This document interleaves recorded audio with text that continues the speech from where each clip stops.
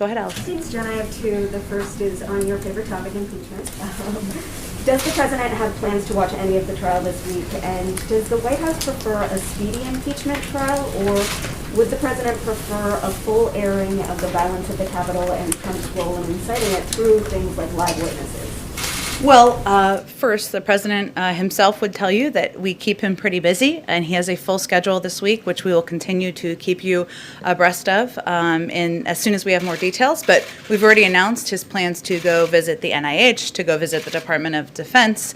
As I noted, he will be engaging with business leaders, mayors, and governors, and of course, continuing to make the case and have conversations with Democrats and Republicans directly about his hopes and plans for the American Rescue Plan moving forward as quickly as possible. So I think it's clear from his schedule and from his intention, he will not spend too much time watching the proceedings of any time over the course of this week. He will remain closely in touch with Speaker Pelosi, Leader Schumer, a range of officials on the Hill about his plan, and that's exactly what they want him to do, is to remain focused on that. And he will leave the pace and the process and the mechanics of the impeachment proceedings up to members of Congress. And President Biden said there's no need for Trump to receive intelligence briefings. Has Trump requested any? Has he received any? And is that the official decision, or who is that decision left up to? Well, the president said when asked that there was no need for him to receive them, and he referenced, of course, his erratic behavior, which I think many Americans would agree with him on. He was expressing his concern about former President Trump receiving access to sensitive intelligence, but he also has deep trust in his own intelligence team to make a determination about how to provide intelligence information if at any point the former president requests a briefing. So that's not currently applicable, but if he should request a briefing, he leaves it to them to make a determination. Go ahead. Oh, sorry, I've been meaning to go to Reuters next, so we'll go right to you next. Go ahead. Thank you so much. So you mentioned that there will be adjustments, or there could be adjustments to Sure. the ARP. One component of that was really important as far as the campaign promise was the $15 minimum wage. The president has already signaled that that may not make it into the full package. How important is that measure still to the White House, and how will you get it done?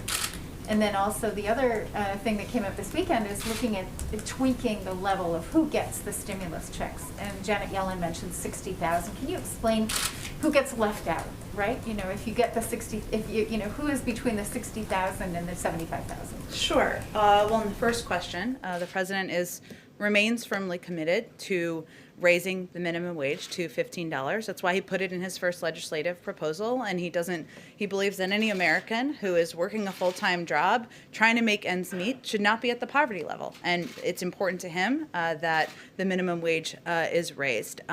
He was referring this weekend to, as you noted in your question, the parliamentary process. Obviously, it's the most likely path at this point is through a reconciliation process. There is a parliamentarian who will make decisions about what can end up in a final package. And that was certainly what he was referencing in his comments. In terms of what the options are, we'll see what the parliamentarian decides, and then we'll see what additional options are, but we're getting a little ahead of where we are at this point in the process. I'm sure we can continue to have a discussion about it in here. And then say your second question one more time. 60,000. Sure. Well, one of the pieces that the president has talked about is his openness to engaging and having a discussion about what is called, kind of the unofficially called, I guess, the scale up, right? So his proposal, as you know, had proposed $1,400 checks to make the $2,000 whole. He had proposed kind of a threshold. There's a discussion right now about what that threshold will look like. Conclusion hasn't been finalized. That will be worked through Congress. But either way, his bottom line is that families making $275,000, $300,000 a year may not be the most in need of checks at this point in time. But whatever the threshold is, there will be a scale up. So his view is that a nurse, a teacher, a firefighter who's making $60,000 shouldn't be left without any support or relief either. It's just a question of sort of where the scale up looks like, what it looks like in a final package. But it's still being negotiated at this point in time. Jen, if I could just ask you on the $15, you know, it doesn't make it much harder to get it through if you don't attach it to this COVID relief bill. I mean, does that really, and then the CBO is saying that in fact, if you did go through with it, that you know, it would lead to a 0.9% reduction in the number of jobs. Well, I heard about the CBO score as I was walking out here, so I haven't talked with our economic team about that specifically. And at this point in time, it's still working its way through the process in Congress, and the parliamentarian still has to make a determination about what will be in a final package. I promised I'd go to you first. Thanks, Jen. Next, I should say. Go ahead. Thank you. I have a couple questions on COVID, but I would like to start with Iran. Sure. President Biden said that the U.S. would not lift sanctions first and that Iran would have to stop enriching uranium before negotiations could resume. But since then, the Supreme Leader has said that the U.S. has to act first and roll back sanctions in order to re-engage.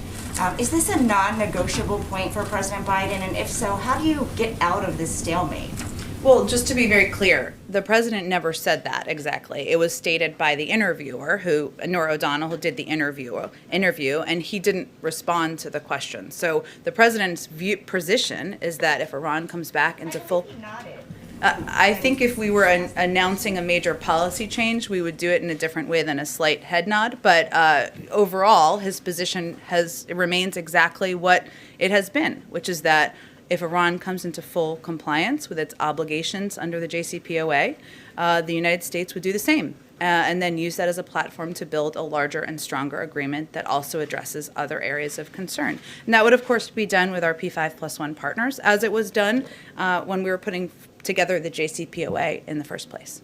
So what's the response to Iran's argument that it was actually the U.S. that violated the JCPOA by abandoning it, and therefore it's the U.S.'s burden to re-engage? Well, those were actions of the former administration, as you know, and President Biden, of course, was a part of an administration that were advocating for the plan to be put together to begin with. But I think his position, the position of our national security team, and the position that he's been in discussion with our partners about, or I should say conveying to our partners, is that it's really up to Iran to come back into full compliance and with its obligations under the JCPOA. And at that point, we could move the discussion forward. Thank you. And on Sure. COVID, can you talk about the concrete steps the administration's doing to target and stop the spread of the variants we keep hearing about? Does that include surging vaccines to areas impacted like South Florida or California with the B117 strain? Well, I know for those of you, and I know we had a lot of briefings today, who had the opportunity to participate in the briefing with some of our medical and health experts. They talked about the importance of not only vaccination, getting the vaccine when you're eligible, that is a protective step, obviously, and also abiding by a number of the mitigation steps that our health experts have recommended. But beyond that, I'm not going to go beyond the advice of our health and medical experts at this point in time. Go ahead, Caitlin. Two questions for you. One, on the minimum wage, you're saying it's up to the parliamentarian to make a decision about whether that can be included in here. Of course, we know Senator Sanders said they're still waiting on that, but technically the vice president could overrule the parliamentarian on this, and it hasn't happened in a long time, but is that an option the White House is considering? Would President Biden want Vice President Harris to overrule the parliamentarian to include this in this package? Well, I'm not aware of that being allowed. I'd certainly take you at your word. I think our view is that the parliamentarian who is chosen typically to make a decision in a nonpartisan manner in terms of what can be included in a package that goes through reconciliation is the proper process for this to journey through. So when President Biden told CBS that he did not think it was going to survive, who had told him that it wasn't going to make it through likely? Well, the president was in Congress in the Senate for 36 years. Again, it still has not worked its way through the process, and that can take a bit of time, and we certainly defer to the parliamentarian and members of the House and of the Senate, I should say, to give you a better assessment of what the timeline looks like. Okay, I have another question on impeachment, but just to be clear. Sure. So if the parliamentarian says no $15 minimum wage, that's the decision the White House is going with. Well, let's wait and see what they say. And the president remains committed to raising the minimum wage. It's something he talked about on the campaign trail, something he firmly believes in as a person and as a leader, but there hasn't been a determination made at this point in time. Okay, and so on impeachment, the president and the White House has not said either way if he believes that former President Trump should be convicted by the Senate in this trial. But if he doesn't believe that he should get access to intelligence briefings, why can't he say whether or not he should be convicted by the Senate? He's no longer in the Senate. He's retired from the Senate and he's president of the United States, and his focus is on getting relief to the American people. And that's exactly what he's conveyed publicly, of course, and privately as well. And he'll leave it to his former colleagues in the Senate or members of the Senate to determine the path forward. But doesn't he think that someone, if he believes his behavior is too erratic to get access to intelligence, then doesn't he believe that he should be barred from holding office again? Well, he ran against him because he felt he was unfit for office, and he defeated him. And that's why he's no longer President Trump is no longer president of the United States. So I think his views of the former president are pretty clear, but he's going to leave it to the Senate to see this impeachment proceedings through. Go ahead. Just to follow up on that question, will the president commit to giving his view once all the evidence is heard in the impeachment trial? And then secondly, a question on Myanmar. What is the U.S. doing to perhaps accelerate some of the action we're seeing over the weekend with protests? And secondly, how concerned is the U.S. about China, which has not stepped in forcefully and is not calling it a coup? Sure. Our national security team has been in touch with a number of our partners and allies. We were outspoken quite quickly in the days following the coup, and we designated it a coup very quickly. In terms of what actions we're taking, there are considerations that are underway or policy processes that are underway on our national security team as we speak. I don't have an update on that today, but when we do, we'll certainly make you all abreast of that, and certainly we are concerned about China's absence from the conversation and lack of a vocal role here. On the first question, the president was asked about this morning, and he made pretty clear he wasn't planning to speak to it. So he's no longer in the Senate, and we put out a statement at the conclusion of the House proceedings. I certainly would consider doing that at the conclusion of the Senate, but I don't expect that he's going to be, posturing or commenting on this through the course of the week. Go ahead. Thank you, Jen. I do have a question on COVID, but first on energy. When is it that the Biden administration is going to let the thousands of fossil fuel industry workers, whether it's pipeline workers or construction workers, who are either out of work or will soon be out of work because of a Biden EO, when it is and where it is that they can go for their green job? And that is something the administration has promised. There is now a gap. So I'm just curious when that happens, when those people can count on that. Well, I'd certainly welcome you to present your data of all the thousands and thousands of people who won't be getting a green job. Maybe next time you're here, you can present that. But you said that they would be getting green jobs, so I'm just asking when that happens. Richard Trumka, who is a friend, longtime friend of Joe Biden, says about that day one Keystone EO, he says, I wish he, the president, had paired that more carefully with the thing that he did second by saying, here's where we are creating the jobs. So there's partial evidence from Richard Trumka. Well, you didn't include all of his interview. Would you like to include the rest? So how about this? The Laborers International Union of North America said the Keystone decision will cost 1,000 existing union jobs and 10,000 projected construction jobs. Well, what Mr. Trumka also indicated in the same interview was that President Biden has proposed a climate plan with transformative investments in infrastructure and laid out a plan that will not only create millions of good union jobs, but also help tackle the climate crisis. And as the president has indicated when he gave his primetime address to talk about the American Rescue Plan, he talked about his plans to also put forward a jobs plan in the weeks or months following. And he has every plan to do exactly that. But there are people living paycheck to paycheck. There are now people out of jobs once the Keystone pipeline stopped construction. It's been 12 days since Gina McCarthy and John Kerry were here, and it's been 19 days since that EO. So what are these people who need money now? When do they get their green job? Well, the president and many Democrats and Republicans in Congress believe that investment in infrastructure, building infrastructure, that's international interests, and that boosts the U.S. economy, creates good-paying union jobs here in America, and advances our climate and clean energy goals, are something that we can certainly work on doing together. And he has every plan to share more about his details of that plan in the weeks ahead. And then just a quick one on the stimulus. There's reporting that House Democrats are going to come out with a $3,000 per child stimulus for some eligible families. Is that something that the White House supports making a permanent benefit? Well, the president talked about this a bit on the campaign trail, and the importance of child tax credits to help working families ensure they can make ends meet. This proposal is emergency funding, as I understand it. It's a central priority of his first legislative proposal to cut child poverty in half this year, and that's why he included a child tax credit in the American Rescue Plan. But that's, again, emergency funding and something that will help people get through this period of time. Okay, go ahead. So to follow up Peter's question. Sure. What's this White House's stance on a universal basic income? This idea of the government giving out regular checks on a routine basis to Americans who might need it. I know that's been proposed by a number of people, including some on the presidential campaign trail. I don't have anything more for you on it. I'm happy to check with our economic team if that's something that they're looking at all. As a corollary to it, do you agree with the need that many on the Hill, and not just Democrats, are expressing, that there ought to be these enormous, well, no, I won't say enormous, but $3,000 or $4,000 per child checks for families right now?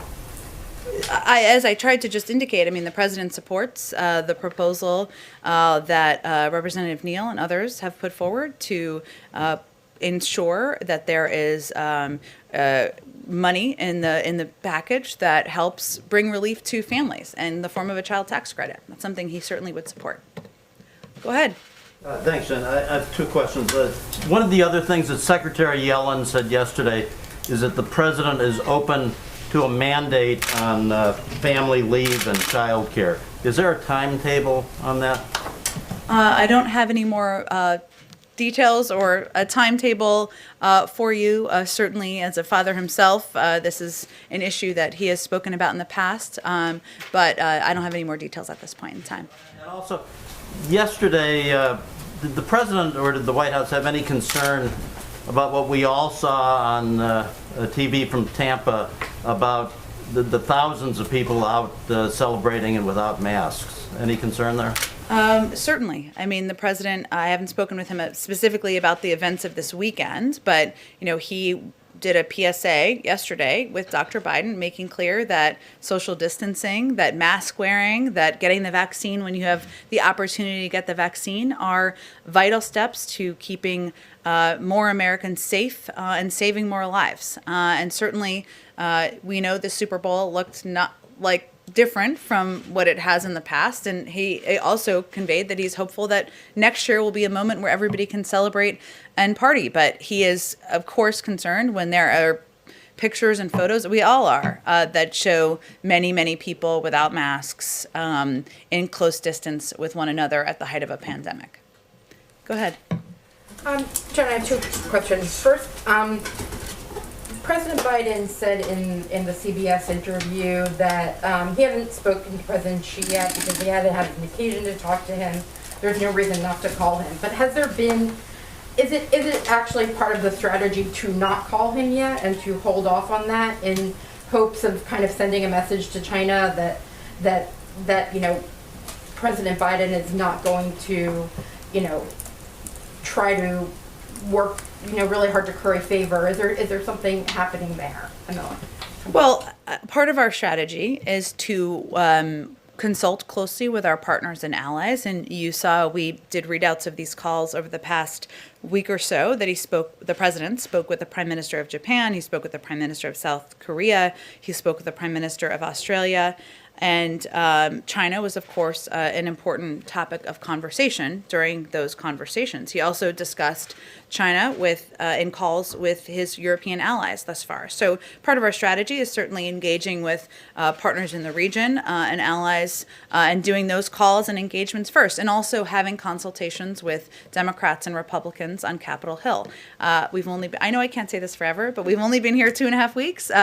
He has not called every global leader yet. He's not had engagements with all of them, and I'm sure he will do more of that in the weeks ahead. But he has spoken to President Putin, who is somebody who is not quite an ally. Certainly not. So, and that was more than a week ago at this point. So, yes, but he had that conversation in part because there was a timeline for New START and the deadline that was approaching with New START. And during that conversation, he made very clear that there are significant concerns the administration has about the reported actions of the Russian government. But for the most part, his other calls have been with partners and allies in the region, in Asia, and in Europe as well, at this point in time. And then on something else, Ron Klain said on January 21st that the administration was going to try to build what he described as a national clearinghouse for information about the COVID vaccine.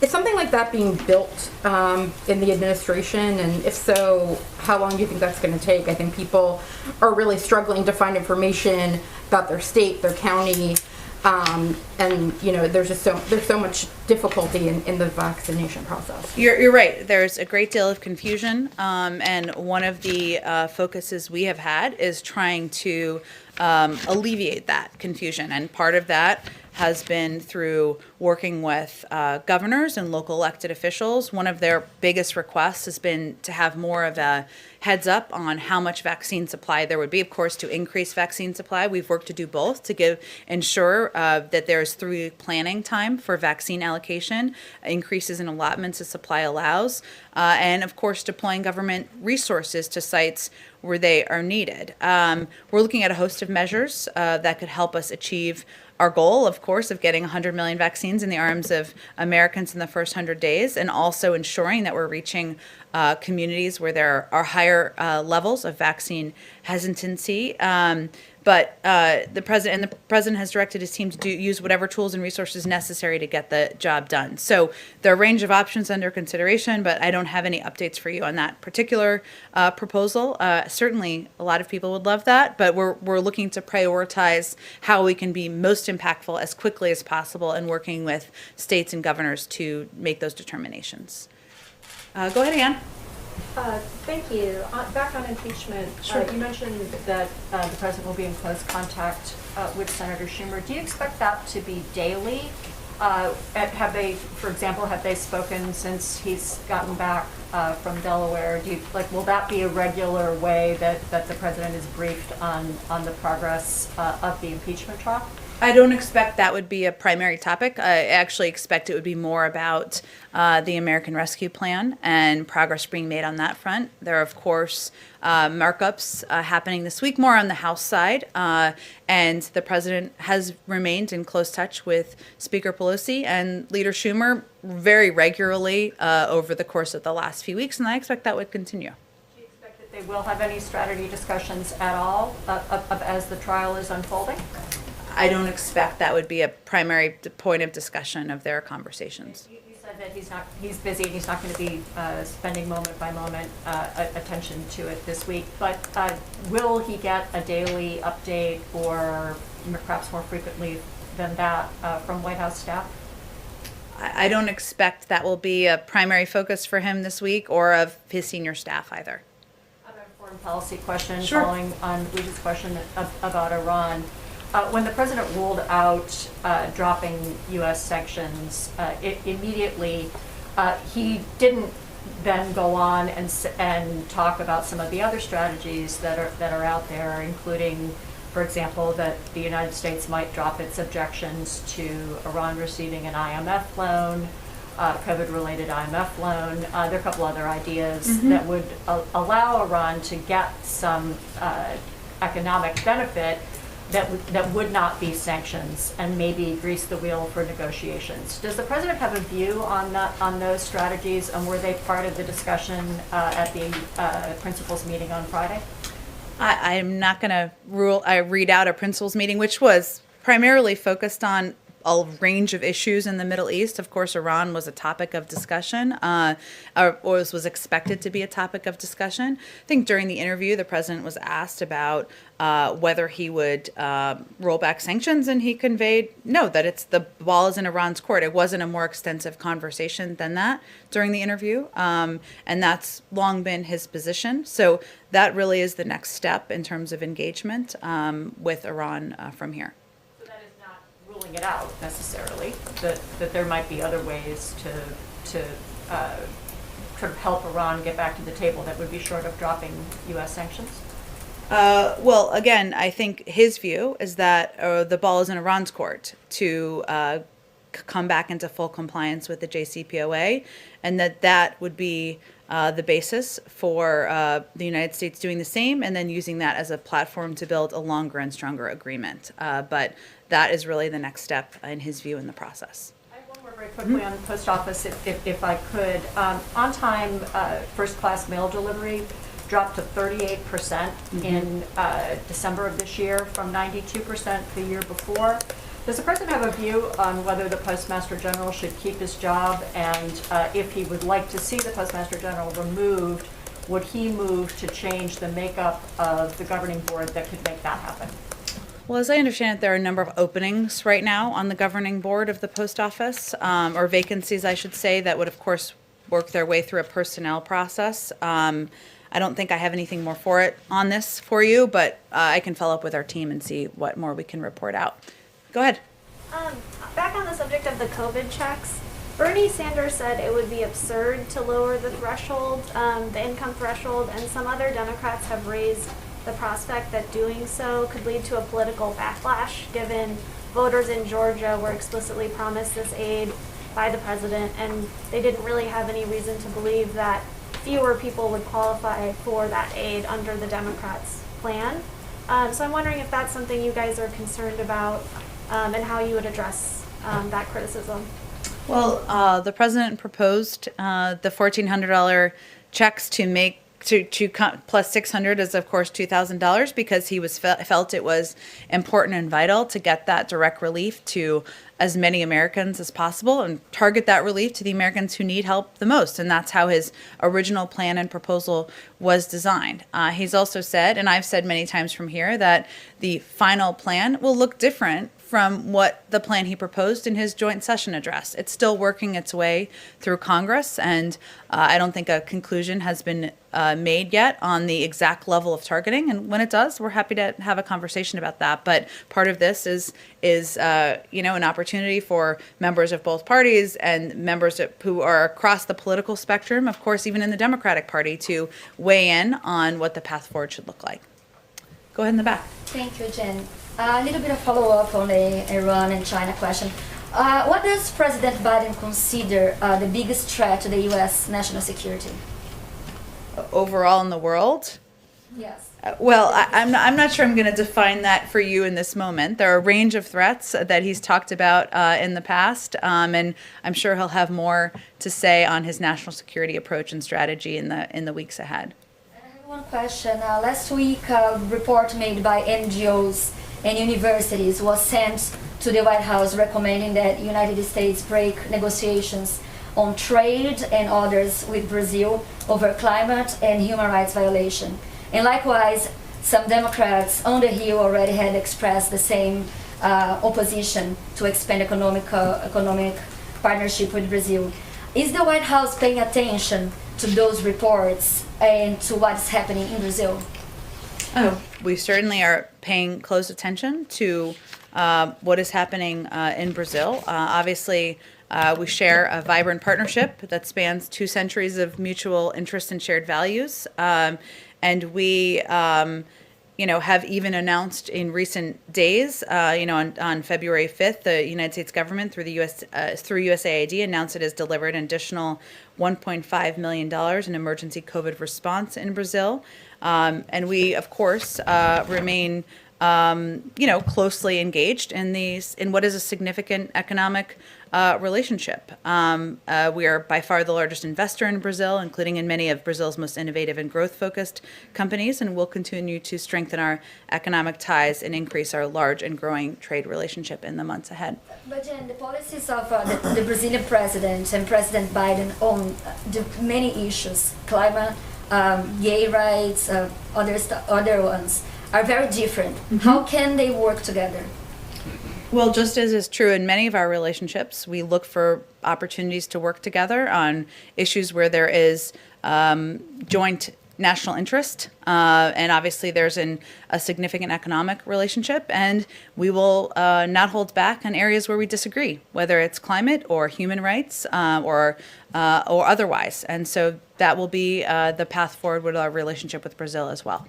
Go ahead, Yamiche. Thanks so much. A few questions. The first is, what should Americans take away from the fact that President Biden campaigned on unity, talked about unity, got into office, about 2 weeks in, has decided, all but decided it seems, to go with a process where Democrats can pass a $1.9 trillion plan without the support of Republicans? I know that there are Republicans across the country that the White House is pointing to saying they support this bill, but there is the fact that Democrats don't have to have Republican support in Congress for this bill, and the president is seemingly supporting that process. So I'm wondering what people should take away from that, and will that definition of bipartisanship be the one that is going forward with this White House? Well, the president ran on unifying the country, not on creating one political party. But I will note that 16 of the last 21 reconciliation bills that have gone through Congress have been bipartisan. And certainly, there's opportunity for Republicans to not only offer amendments as it's going through the House committee process, and then we'll go through the Senate committee process following that, but they will have the opportunity to, of course, vote for a package that the vast majority of the American people support. The president is his first priority is getting relief to the American people. But the vast majority of the public, Democrats, Republicans, independents, are with him in that effort. There's a long history of bipartisan support for reconciliation bills, a parliamentary process. Again, I don't think the American people are particularly worried about how the direct relief gets into their hands. And that if that's the process that it moves forward through, which seems likely at this point, the president would certainly support that.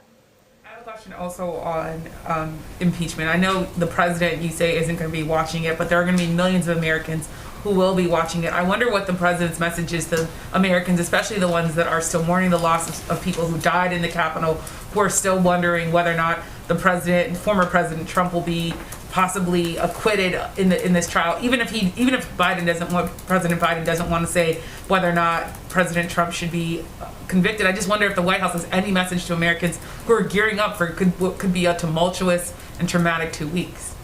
Well, the president's focus is on delivering what those millions and millions and millions of Americans care deeply about, which is getting the pandemic under control, putting putting millions of Americans back to work, getting vaccines in the arms of Americans, reopening schools. And he has been clear that he views the events of January 6th as a horrific attack on our democracy. He put out a statement. We put out a statement from him, I should say, when the House voted. But he's going to leave it to the Senate to determine the path forward here. That doesn't change, and his view is that he was elected to deliver on the promises he made on the campaign trail. So that's what he's going to keep his focus on in the weeks ahead. Go ahead. Oh, go ahead, Yamiche. Saying that the GOP can offer amendments, that doesn't mean that they have to listen to them or accept them. So I wonder then if Republicans have to just accept what the Democrats have approved. I just wonder if you could talk a bit more about this definition of bipartisanship, because there is this, I know you're saying that Democrats and are giving Republicans the opportunity, but there's still this idea that Democrats are in 2 weeks in are going it alone. Well, again, 16 of 21 reconciliation bills in the past have received bipartisan support. And the ideas in this package, the proposals in this package, have broad support from Democrats, Republicans, and independents across the country. So I would pose the question back to Republicans. Why aren't you supporting what the vast majority of the public supports? I'll leave it at that. Go ahead. About military and sexual Oh, sure, assault go ahead. completely It's okay. different, but We can switch topics. It's fine. Go a ahead. completely different topic, which is Defense Secretary Lloyd Austin wrote his first memo on January 23rd that the president had ordered a 90-day commission to pursue solutions to sexual assault in the military. I'm wondering if you could talk a little bit about if that's a White House commission, a defense commission, who picks the commissioners, anything more you can say about that commission that's supposed to be looking at sexual assault in the military. I believe it's a commission at the Department of Defense. It's certainly an initiative the President of the United States supports, but I would send you to the Department of Defense for more specifics about the timeline and membership. Go ahead. With some of the crises that the nation has faced in recent months, you've got COVID, more than 400,000 Americans dead, January 6th, the attack on American democracy. There have been calls for a 9/11 style commission to write the official histories of those events. Is that something the president would support? Of the COVID commission? Or 9/11? I'm sorry, or January 6th, rather. A determination of that kind would be made by Congress, as you well know, and his focus at this point in time is on addressing the crisis in this moment, right? Which is ensuring that more Americans get shots in their arms, that we are getting the pandemic under control. There has been a report by HHS looking at the prior administration's handling of the COVID crisis, and we've also not held back in areas where we felt that it was handled in a way that impacted the lives of millions. But at this point in time, our focus is really on getting the pandemic under control, and we'll leave that decision up to Congress. Go ahead. Two quick ones. One, news of the day. Has President Biden reached out to anybody from the Tampa Bay Buccaneers? And if not, is that something that's going to happen today? It's very exciting, the outcome of the Super Bowl, I guess, if you're a fan of the Buccaneers. But we will be inviting, I don't have an update for if it's happened yet, but I do have an update that we look forward to inviting the Buccaneers as well as the 2020 NBA champions, the Lakers, to the White House when it is COVID safe. But I don't know when that will take place yet. Thank you. And on immigration, there's some new reporting that ICE is going to get some new guidance to no longer focus on deporting illegal immigrants who have been convicted of DUI, simple assault, solicitation, drug-based crimes, among other things. And I'm curious how that is in the interest of public safety. Well, first, it's guidelines that would be put out by the Department of Homeland Security, and I'd certainly send you them. They have a confirmed secretary now, but the priority for the enforcement of immigration laws will be on those who are posing a national security threat, of course, a public safety threat, and on recent arrivals. Nobody is saying that DUIs or assault are acceptable behavior, and those arrested for such activity should be tried and sentenced as appropriate by local law enforcement. But we're talking about the prioritization of who is going to be deported from the country. And more broadly, would this be what Biden was talking about in the debate where he said in the Obama administration they didn't do enough to reform the immigration system because he was just vice president, but that if he was president, things would change? Is this the kind of change that he was talking about? Well, I think the kind of change he was talking about was putting forward an immigration bill at a time where modernization of immigration is long overdue, that addresses not only a pathway to citizenship, but puts in place smart security measures and addresses the root causes of these issues in the countries in Central America. So I think that's primarily what he was referring to, but also prioritization, which again would be up to the Department of Homeland Security to ensure our focus is on the individuals who pose the greatest national security threat, is also something he's long supported. Go ahead, Caitlin. Sorry. You seem to be saying this, but I just wanted it to be clear. Yeah. Former President Trump has not requested any intelligence briefings, right? Not that I'm aware of, but I would point you to the intelligence community and the ODNI for more specifics. And to follow up on that, why is there a reason Morgan Muir is no longer leading President Biden's daily intelligence briefings? I believe he's overseeing the process of preparing materials, but I don't have any more details. I'd point you to ODNI on that as well. Okay, so there's no reason you know that he's not leading the in-person briefings. He's assembling the daily brief, Yeah. he's not leading them in person. Which is a very important role to play and very labor intensive, but I would point you to them for more specifics on the briefings and who will be providing the briefings. Go ahead. Thanks, Jen. I have two questions. One's a quick follow on Sure. impeachment. Aside from the particulars of this case, does President Biden think it's constitutional to impeach and convict a former president who is no longer in office? I'm just not going to have any more for you on weighing in on impeachment. I appreciate it's a big story, but our focus is on the American Rescue Plan and delivering for the American people. I do have a Yep. COVID crisis related question. Go ahead. Because the attacks in the Asian American community continue to rise, and over the weekend there were some videos that went viral because elderly Asian Americans were really attacked and in a way that is difficult to watch. And I wonder, other than the presidential memorandum, is President Biden going to take any further actions to address this problem, and has he seen the videos? I'm not aware that he's seen the videos, but he is concerned about the discrimination against, the actions against the Asian American community, which is why he signed the executive order and why he's been outspoken in making clear that, attacks, verbal attacks, any attacks of any form are unacceptable, and we need to work together to address them. But obviously, the executive order is something he did very early in his administration. It's still early, but even earlier, because he felt it was so important to put a marker down. Is there anything more that can be done, like offer DOJ or FBI assistance to local law enforcement authorities? I mean, I'd certainly defer to, we would support, of course, additional action on a local level or federal level, but I would send you to DOJ or FBI for any further specifics on that. Thank you, everyone. See you tomorrow. Thank you. Thank you.